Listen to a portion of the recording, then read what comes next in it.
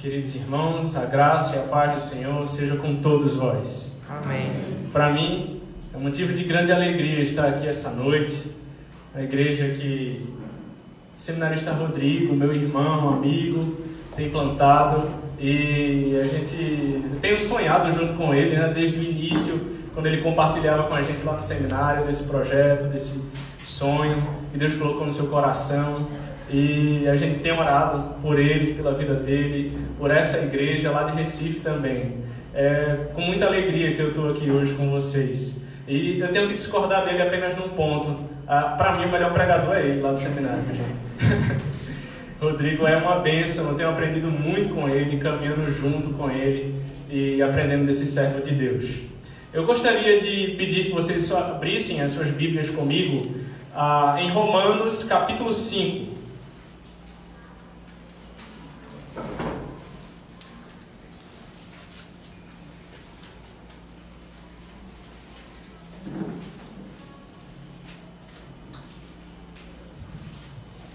Romanos capítulo 5, os versos de 1 a 5 apenas. Será a nossa meditação nessa noite. Romanos capítulo 5, assim diz a palavra do nosso Senhor. Justificados, pois, mediante a fé, temos paz com Deus, por meio de nosso Senhor Jesus Cristo, por intermédio de quem obtivemos igualmente acesso pela fé a esta graça na qual estamos firmes e gloriamo-nos na esperança da glória de Deus. E não somente isto, mas também nos gloriamos nas próprias tribulações, sabendo que a tribulação produz perseverança, e a perseverança experiência, e a experiência esperança. Ora, a esperança não confunde, porque o amor de Deus é derramado em nosso coração pelo Espírito Santo que nos foi outorgado. Vamos à presença do Senhor, oração mais uma vez, meus irmãos. Senhor Deus, Pai amado, graças te damos, ó Deus, pela vida dessa igreja, pela vida de cada irmão aqui presente. Graças te damos, ó Deus, pela tua palavra que foi lida nesse instante. Eu reconheço, ó Deus, que nada posso fazer sem ti. Sem o auxílio do teu Espírito Santo, eu não serei capaz de pregar, de expor a tua palavra com intrepidez, com fidelidade. Me ajuda, ó Deus, ajuda a tua igreja, Senhor, a compreender a tua palavra. Espírito Santo de Deus, ilumine as nossas mentes, aquece o nosso coração diante da tua palavra, Pai. Nós viemos aqui hoje desejosos de ouvir a tua voz, Senhor, por meio da tua santa palavra. E nós te clamamos, ó Deus, fala conosco. Que as palavras que saem dos meus lábios e o meditar do meu coração sejam agradáveis à tua presença, Senhor. Rocha minha e Redentor meu. É isso que nós te oramos, Pai, em nome de Cristo Jesus. Amém. Amém. O justo viverá pela fé. Essa frase ecoou de forma intensa na Reforma Protestante, mas não apenas durante a Reforma, mas ainda hoje o seu ensino é de importância vital para a Igreja de Cristo. Sobre a doutrina da justificação, irmãos, Lutero disse que este é o resumo de toda a doutrina cristã. É o artigo pelo qual a Igreja permanece de pé ou cai. João Calvino afirmou que este é o eixo ao redor do qual toda a religião cristã gira. Heber Campos disse que esta é a espinha dorsal da teologia. John Murray disse que este é o coração do Evangelho e o artigo que faz o coxo saltar como a corça e faz cantar a língua do mudo. J.I. Packer disse que este é o âmago do Evangelho. Não há questão mais importante do que esta, disse ele. O apóstolo Paulo, inspirado pelo Espírito Santo de Deus, trata de maneira brilhante este assunto em sua carta aos Romanos. Em decorrência dos primeiros capítulos, algo está posto de forma muito clara, meus irmãos, o maior problema da humanidade. Visto que o homem é pecador e Deus é santo, como o homem pode ser aceito por Deus. Veja que esta é a problemática levantada do capítulo 1 ao capítulo 3 de Romanos. Não há nenhum justo, nenhum sequer, pois todos pecaram e carecem da glória de Deus. O que fazer, então? Paulo responde essa pergunta na sequência do texto, esboçando as bases da doutrina da justificação no capítulo 3 e dando provas disso no capítulo 4. Então, no capítulo 5, após fundamentar a doutrina, o apóstolo nos instrui quanto aos benefícios da justificação. É importante destacar, irmãos, que esses benefícios trazem solução para a vida do homem nos 3 aspectos do tempo: passado, presente e futuro. Quanto ao passado, o problema do pecado, que faz separação entre o homem e Deus. Ora, os erros que cometemos no passado, que nos acusam e sempre tornam a voltar. Quanto ao presente, o meu dia a dia, as tentações, as aflições do presente, que tendem a nos fazer pensar que Deus nos abandonou e sua graça não está mais sobre nós. Quanto ao futuro, o que será de mim? O que será do meu amanhã? Que faculdade eu vou cursar? Que emprego eu vou ter? Com quem vou me casar? Quanto tempo mais eu vou viver? O que eu vou encontrar depois que eu morrer? Percebe? Essas questões fazem parte da nossa vida e a doutrina da justificação vai nos ajudar a compreender melhor tudo isso. Portanto, eu gostaria de meditar com os irmãos hoje no tema os benefícios da justificação. Em primeiro lugar, meus irmãos, quanto ao passado, nós temos paz com Deus. Veja comigo o verso 1. Justificados, pois, mediante a fé, temos paz com Deus, por meio de nosso Senhor Jesus Cristo. Justificados, pois, isto é, Paulo está concluindo, ele está reafirmando aquilo que ele já esboçou nos capítulos anteriores. E o tempo verbal grego sugere uma ação completa. Ele está dizendo, nós já fomos justificados.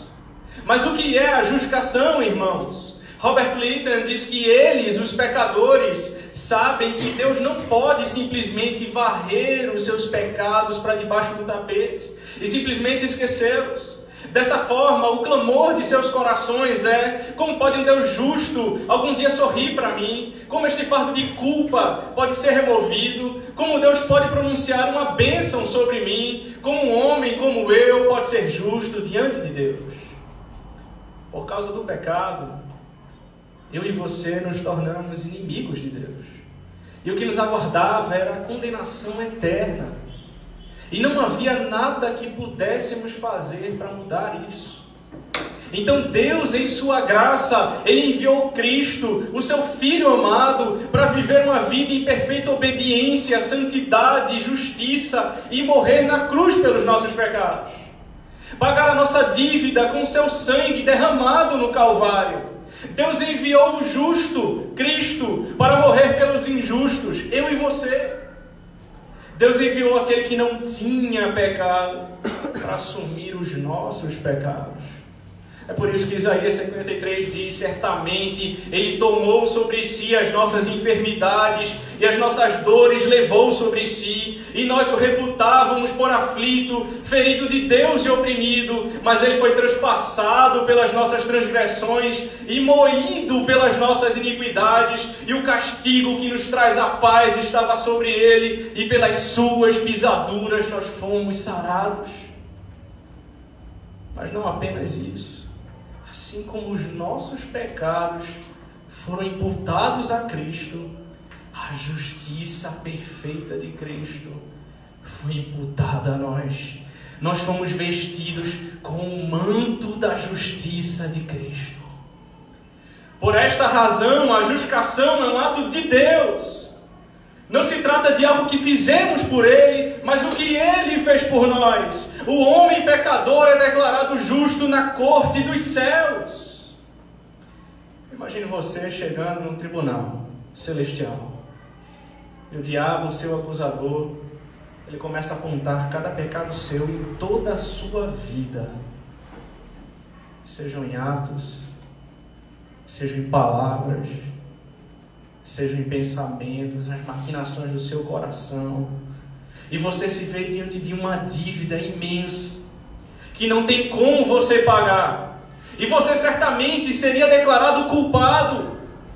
Mas antes do justo juiz bater o martelo de ferro da condenação, eis que se levanta o seu advogado, Cristo, e ele diz: eu paguei toda a tua dívida na cruz. O teu pecado foi perdoado e a culpa do pecado foi removida. Então você ouve a voz do justo juiz lhe dizendo: já nenhuma condenação há para você que está em Cristo Jesus. E ele bate o martelo de ouro da salvação. Aquele que era inimigo, cuja ira de Deus pesava sobre ele, agora é reconciliado com Deus. Nós temos paz com Deus. Ora, mas alguém pode se perguntar: como eu posso receber essa paz? O texto sagrado diz: justificados, pois, mediante a fé, nós temos paz com Deus. Não é pelas obras. Veja, essa foi a grande briga da reforma. Não é pelas obras, é pela fé. Você precisa crer em Jesus. E Paulo escolhe aqui muito bem as palavras. Ele não diz que é por causa da fé, mas mediante a fé. Pois a fé não é a base da justificação. Não se trata de você confiar na sua fé, pois assim ela se torna obra meritória. A fé não é causa meritória, a fé é causa instrumental. Você não é salvo por causa da fé, mas por meio da fé. A fé não é a base, é apenas um instrumento, o meio pelo qual abraçamos a Cristo e assim recebemos a sua justiça. É por isso que João Calvino ele compara a fé a uma espécie de vaso. Pois a não ser que cheguemos vazios, com a boca de nossas almas abertas para buscar a graça de Cristo, não somos capazes de receber Cristo. John Gardel diz que a fé é um vazio preenchido com a plenitude de Cristo, é a impotência descansando sobre a força de Cristo. John Flavel diz que a fé é a vida do corpo, a fé é a vida da alma, Cristo é a vida da fé. Lutero disse que a fé segura Cristo como um anel segura a sua joia. William Gurnall diz que a fé tem duas mãos. Com uma mão a fé arranca a sua justiça própria, lança longe. Com a outra ela veste a justiça de Cristo.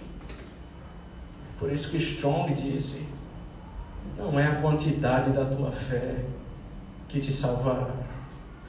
Uma gota é tão verdadeiramente água como o oceano inteiro. Deste modo, uma fé menor é tão verdadeira como a maior. Não é a medida da tua fé que te salva, o sangue que ela contém é que te salva. A fraca mão da criança que leva a colher à boca alimentará tanto quanto o braço de um homem forte, pois o que alimenta não é a mão, mas a comida. Assim, se tu podes agarrar-te a Cristo, disse ele, ainda que de um modo tão fraco, Ele não te fará perecer. Toda vez que o inimigo das nossas almas lembrar o nosso passado, os teus erros do passado, tentar roubar a tua alegria, lembre-se, já foi pago na cruz. Você foi perdoado em Cristo, você tem paz com Deus e por isso hoje você pode descansar na paz de Deus. Ora, paz com Deus e paz de Deus são coisas diferentes. Paz com Deus é uma declaração, paz de Deus é um sentimento. Como está escrito em Filipenses 4, 6 e 7, não andeis ansiosos de coisa alguma, em tudo, porém, sejam conhecidas diante de Deus as vossas petições pela oração e pela súplica com ações de graças. E a paz de Deus, que excede todo entendimento, guardará o vosso coração e a vossa mente em Cristo Jesus. Somente aqueles que têm paz com Deus podem experimentar da paz de Deus. Pois o meu maior problema foi resolvido. os meus pecados foram perdoados. Que o Espírito Santo enche o teu coração de paz hoje. Que a paz do Senhor repouse sobre a tua cabeça. Quais os benefícios da justificação, irmãos? Em primeiro lugar, no passado está resolvido. Nós temos paz com Deus. Mas em segundo lugar, quanto ao presente, nós estamos firmes na graça. Veja comigo o verso 2, a parte A. Por intermédio de quem obtivemos igualmente acesso pela fé a esta graça na qual estamos firmes. Vejam que ensino glorioso, irmãos. Nós temos acesso à graça e nós estamos firmes na graça. Se a paz com Deus é uma bênção passada, consumada no ato de nossa justificação, o acesso à graça da justificação é um privilégio presente e contínuo. O nosso passado foi resolvido, mas como viver o presente? Diante das dificuldades, das lutas que enfrentamos a cada dia, das tentações do maligno. Agora nós temos acesso à graça.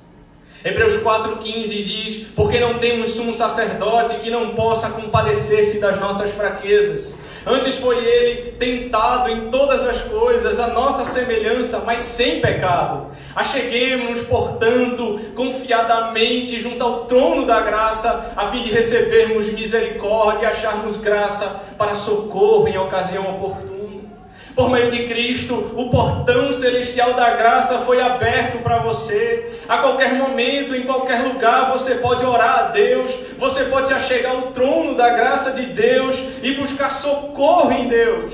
Cristo é o nosso mediador e nós temos acesso a esta graça pela fé. Mas Cristo também é o nosso intercessor e vive sempre a interceder por nós, diz Hebreus. Até mesmo quando oramos, o Espírito nos assiste em nossas fraquezas.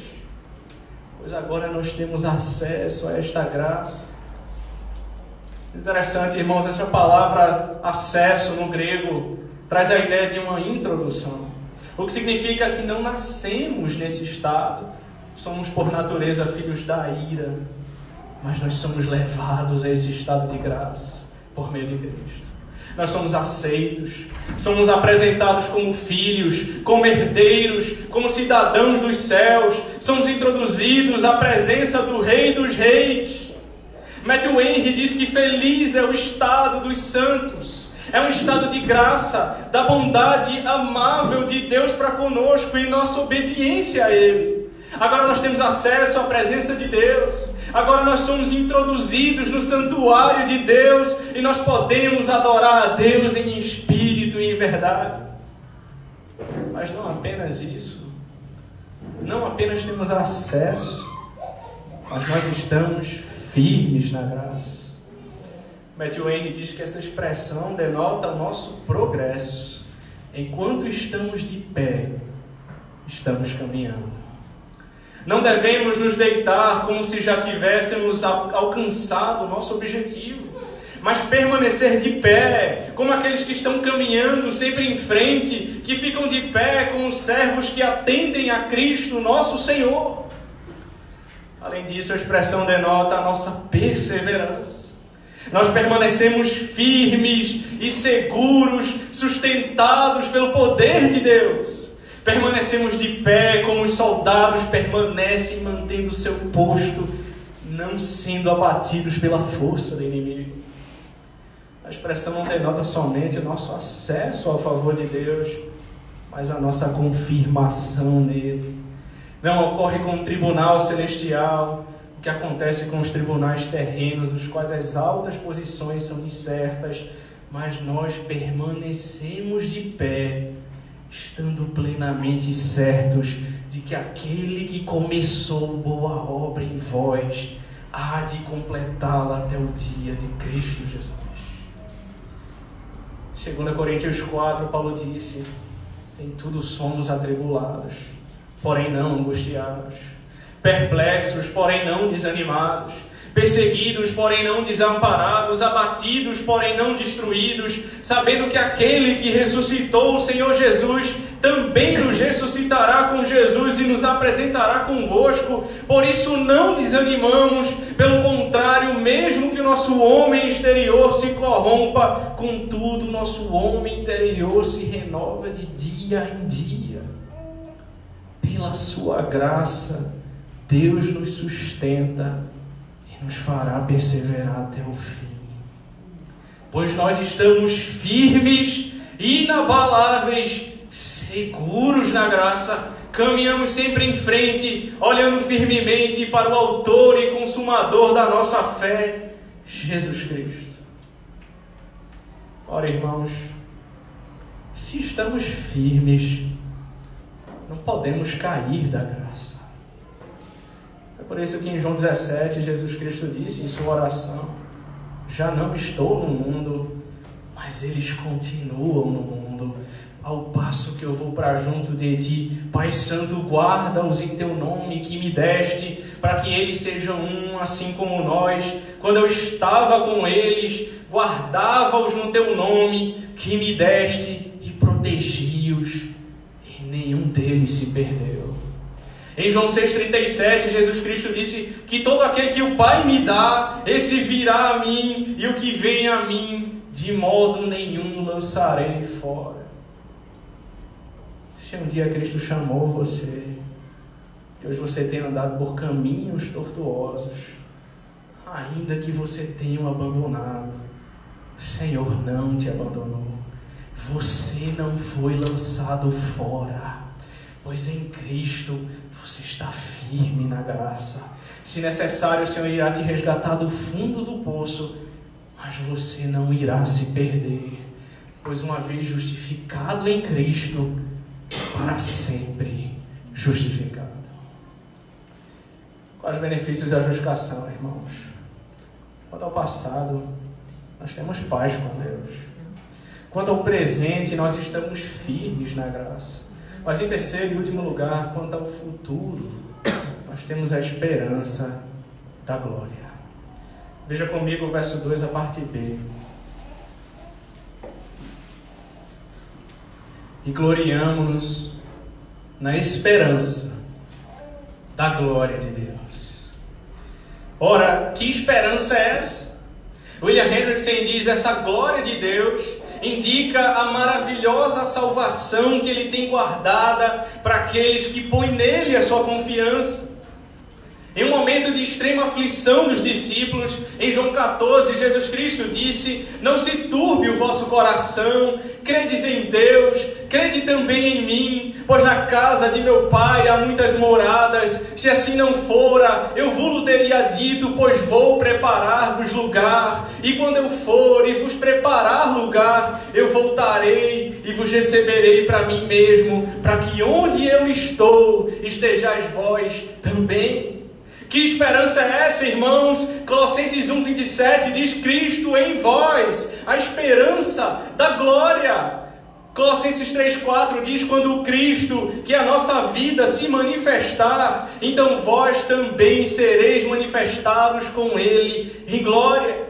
Romanos 8,30 diz: e aos que predestinou, a esses também chamou, e aos que chamou, a esses também justificou, e aos que justificou, a esses também glorificou.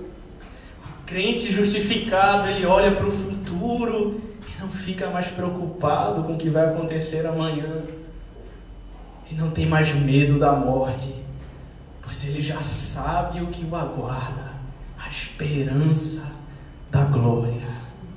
É por isso que Paulo disse: para mim o viver é Cristo e o morrer é lucro. Ele disse em 2 Coríntios 4,17: porque a nossa leve e momentânea tribulação produz para nós eterno peso de glória, acima de toda comparação. Em Romanos 8,18 ele diz: porque para mim eu tenho por certo que os sofrimentos do presente não podem ser comparados com a glória que há de ser revelada em nós. Na verdade, meus irmãos, o sofrimento faz parte do caminho da glória. Cristo primeiro carregou a cruz, depois ele recebeu a glória. O crente precisa entender que nessa vida ele é chamado a tomar a sua cruz. Você foi crucificado com Cristo. Assim como Cristo foi odiado pelo mundo, você será odiado também. Se você quer seguir a Cristo, você será perseguido, injustiçado, caluniado, você vai sofrer. 2 Timóteo 3,12 diz: ora, todos quantos querem viver piedosamente em Cristo Jesus serão perseguidos. Hoje você carrega a cruz, mas um dia, assim como o teu Redentor, você receberá a glória. Não mais sofrimento, não mais choro. Ele mesmo enxugará dos teus olhos toda lágrima. Ele fará novas todas as coisas. Você receberá um corpo novo, um corpo glorificado. Você habitará com Cristo nos céus. Você receberá a coroa da justiça que está guardada para todos os que amam a sua vinda. Essa é a nossa esperança, meus irmãos. Por isso Paulo não se abala com as tribulações do presente, antes se gloria nelas, por causa dos efeitos que elas produzem. Ora, quais são os efeitos das tribulações que Paulo destaca aqui? Primeiro, ele diz: a tribulação produz perseverança. Se hoje você está passando por uma luta, e você está abatido, desanimado, eu quero dizer para você que o propósito de Deus é que você saia mais forte dela, mais perseverante, mais fiel, mais dependente do Senhor.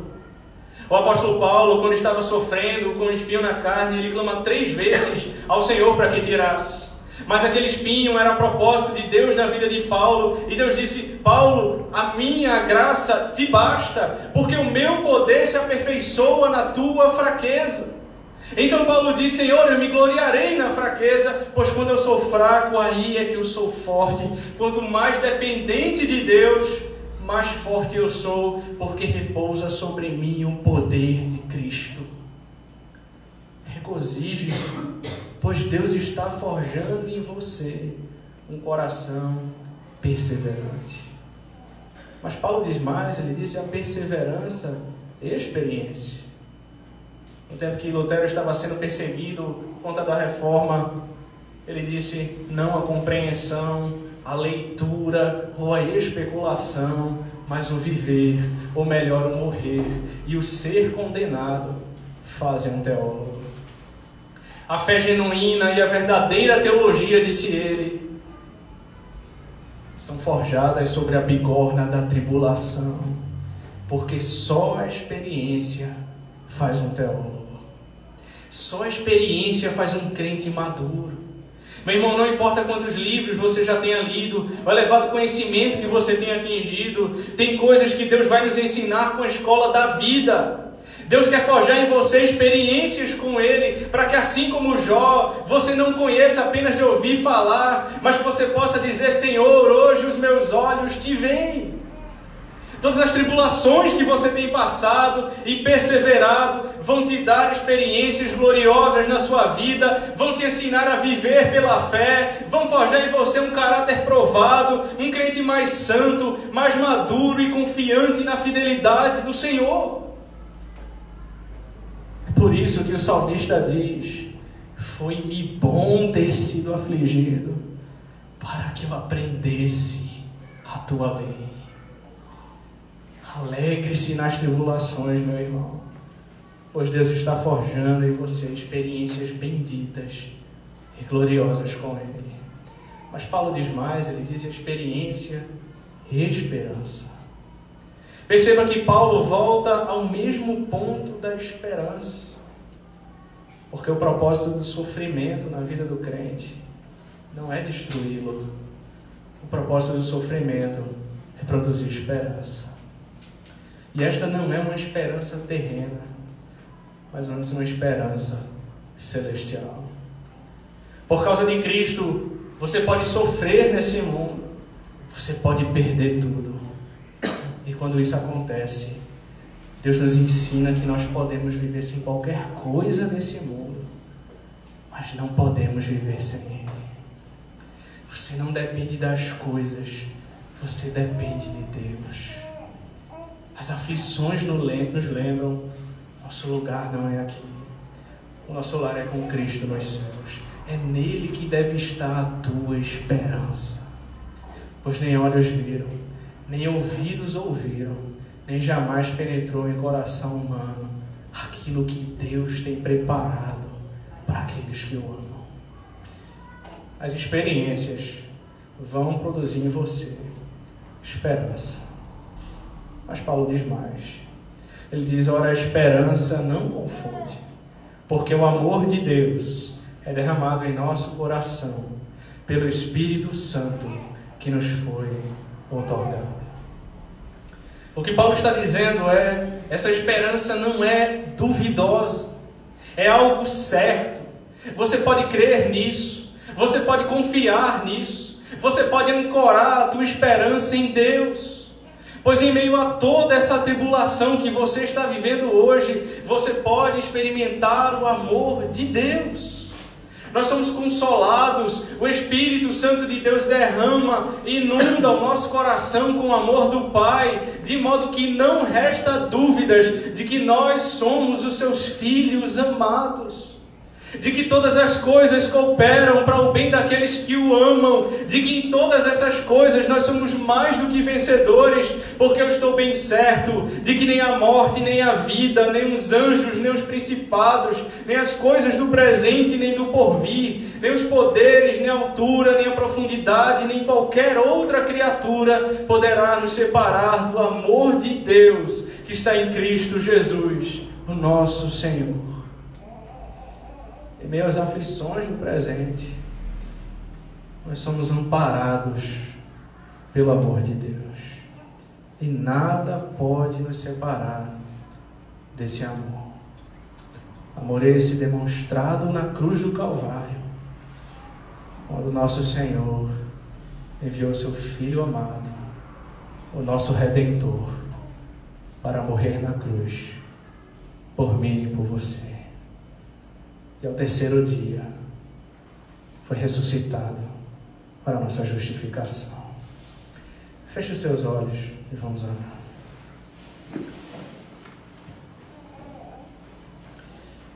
Você que chegou aqui hoje ainda não está em Cristo. Você está em guerra com Deus. Você é inimigo de Deus. Mas se hoje o Espírito de Deus falou no teu coração, eu te convido a arrepender-se dos seus pecados, a render-se aos pés do Senhor, entregar a sua vida a Ele e abraçá-lo pela fé como teu Redentor, o Senhor e Salvador da sua vida. A palavra de Deus nos diz: buscai o Senhor enquanto se pode achar, invocai enquanto está perto. Deixa o perverso o seu caminho, o iníquo os seus pensamentos, e volte-se para o Senhor, o nosso Deus, porque Ele é rico em perdoar. Por meio de Cristo nós fomos perdoados. Não há pecado que o seu sangue não possa nos lavar. Não há iniquidade, não há transgressão que o sangue de Cristo não seja suficiente para nos lavar, para nos redimir, para nos dar a vida eterna. Nosso Senhor nos ordena que nos voltemos para Ele. Que eu me arrependa dos meus pecados, reconheça que eu sou um pecador e deposite toda a minha confiança na justiça de Cristo, nos méritos de Cristo, na obra graciosa de Cristo por mim e por você. Senhor, nós nos colocamos diante da Tua presença, Deus, reconhecendo que somos pobres e necessitados, porém o Senhor cuida de cada um de nós.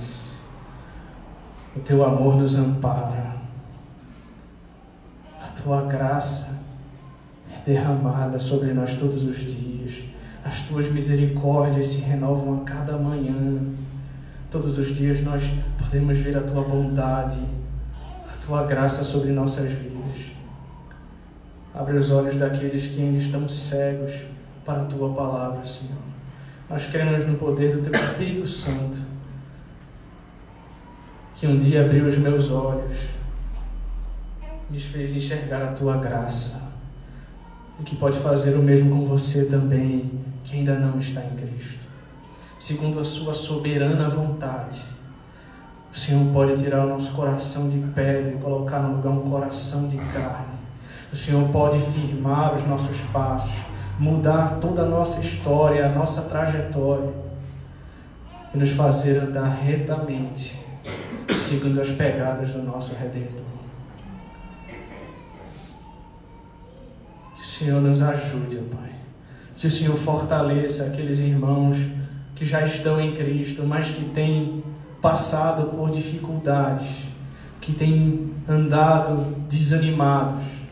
Que o Senhor os fortaleça, que o Senhor nos lembre que a cada adversidade, a cada tribulação, o Senhor tem forjado neles um coração perseverante, um coração mais fiel, mais santo, mais dependente do Senhor, confiante na Tua fidelidade. Eles têm aprendido a viver pela fé, a viver pela Tua graça, Senhor, confiar totalmente, depositar toda a sua confiança em Ti. Certo de que nem só de pão viverá o homem, mas de toda a palavra que procede da boca de Deus. É isso que nós te oramos, Pai. Em nome de Jesus Cristo. Amém.